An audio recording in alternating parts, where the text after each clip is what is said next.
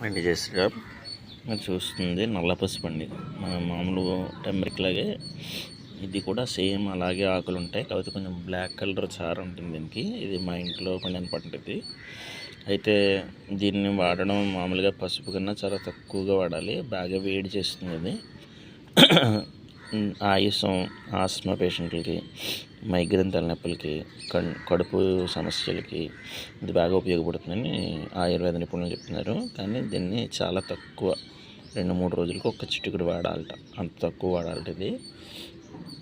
తర్వాత దీన్ని ప్రాసెసింగ్ అంతా కూడా ఒక వీడియో చేస్తాను. అయితే ఇది ఆధ్యాత్మిక పరంగా వచ్చేటప్పటికి మన వైదిక సంప్రదాయంలో లేనప్పటికీ కూడా తాంత్రిక శాస్త్రజ్ఞులు ఏం చెప్తున్నారంటే దీన్ని జేబులో పెట్టుకోవడం, అలాగే దీన్ని గంధంగా తరగదీసి బొట్టు పెట్టుకోవడం, ఇంటికి ఒక ఎర్రగుడ్డలో తగిలించుకోవడం చాలా మంచిది అని చెప్తున్నారు.